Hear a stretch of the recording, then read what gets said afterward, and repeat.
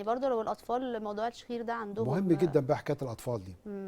عندنا انا بعض بسمع الاطفال اطفال صغيره عندنا بعض يعني الاطفال بيحصل لهم شخير جامد جدا نتيجه وجود لحميه خلف الانف، وفي تضخم حجم اللوزتين بشكل كبير جدا.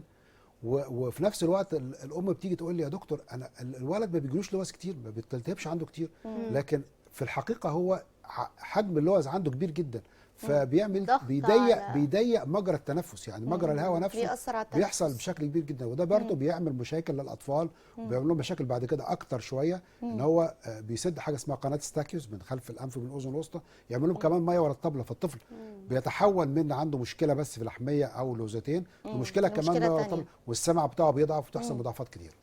طب وفي الحاله دي يا دكتور يعني ايه التكنيك او ايه الحل اللي احنا ممكن مبدئيا ناخده؟ طبعا مراجعه الطبيب المختص علشان نعمل اشعه على خلف الانف نشوف اللحميه دي حجمها قد ايه، هل اللحميه دي محتاجه تتشال ولا لا. وفي نفس الوقت بنعمل استئصال لوزتين. عندنا طبعا تكنيكس جديده جدا لموضوع استئصال اللوزتين عن طريق جهاز، طبعا احدث جهاز في العالم لاستئصال اللوزتين، هو جهاز التردد الحراري وهنتكلم عليه بعد شويه.